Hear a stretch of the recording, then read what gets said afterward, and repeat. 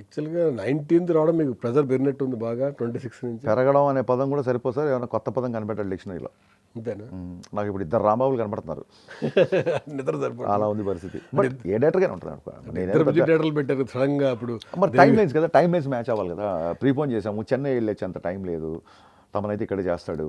దేవిశ్రీ ప్రసాద్ కూడా చెప్పాం క్లియర్గా. అతను కూడా ఒక టైం అడిగాడు. ఆ టైంకి మేము ఇద్దరు మ్యూజిక్ డైరెక్టర్లు పెట్టడానికి వన్ అండ్ ఓన్లీ రీజన్ మా టైం లైన్స్ తప్ప అక్కడ బెనిఫిట్ ఆఫ్ డౌట్ కానీ క్వశ్చన్ ఆఫ్ టాలెంట్ కానీ లేదు. దేవిశ్రీ ప్రసాద్ గారు సాంగ్స్ ఎంత బాగా చేస్తారో, బీజిఎం ఎంత బాగా చేస్తారో, తమను బీజిఎం ఎంత బాగా చేస్తాడో, సాంగ్స్ అంత నాకు సూపర్ హిట్ ఆల్బమ్స్ ఇచ్చాడు. ఈ ఇద్దరు more than music directors are my friends. ఇద్దరు హరీష్కి ఇది చాలా ప్రెషర్ టైం అని చెప్పి ఇద్దరు నాకు సపోర్టివ్గా వచ్చారు. ఆ ఇద్దరికి TV5 వేదికగా మరొక్క మారు థ్యాంక్స్ చెప్తున్నాను. కానీ నాకు వచ్చిన డౌట్ వచ్చింది. ఈ సెకండ్ సాంగ్ లాంచ్ టైంలో దేవి గారు అనుకుంటా ఇప్పుడే అయిపోయింది, ఆర్ఆర్ కూడా కొట్టేశాను, సినిమా బ్లాక్ బస్టర్ అని చెప్పారు. కానీ కట్ చేస్తే మీరు ఆర్ఆర్ టైం సరిపోవట్లేదు, మళ్ళీ తమను తీసుకొచ్చారు. అలా కొట్టేసినట్టే బేసిక్ ఎవరైనా చేస్తారు. దేవి గారు ఇవ్వగానే బేసిక్ ఇక్కడ ఈ థీమ్ వస్తుంది. మన సాంగ్స్లో వాడిన థీమ్స్ ఉంటాయి కదా, ఆ థీమ్స్ ఇలాగా సెటప్ ఒక దాన్ని ఏమంటారు, ఒక బర్డ్ ఐ వ్యూలో డెఫినెట్గా ఇప్పుడు మన స్క్రిప్ట్ అయిపోయింది అంటే ఆల్మోస్ట్ సినిమా అయిపోయినట్టు ఫీలింగ్లో ఉండడం డైరెక్టర్లో.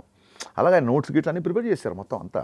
దేవి గారు ఏం పని చేయకుండా లేరు. దాన్ని ఎగ్జిక్యూషన్ చేయడానికి నేను 24 hours అక్కడ ఉండాలి. అది నేను ఉండలేని పరిస్థితి. కళ్యాణ్ గారు డబ్బింగ్ ఫినిష్ అయింది మొన్ననే. నేను back to back Chennai Hyderabad తిరగడానికి 26 ఉంటే అలాగే తిరిగేవాళ్ళం. 26 లేదు కాబట్టి తిరగలేని పరిస్థితి అంతే. అంత మీరే కాదు ఎవ్వరు ఎన్ని క్వశ్చన్లు వేసినా ఇందులో కాంట్రవర్షియల్ మ్యాటర్ కానీ ఏమీ లేదు. అమికబుల్ దాంతోనే ఆయనతో మాట్లాడి క్లియర్గా అన్నీ చేసాం.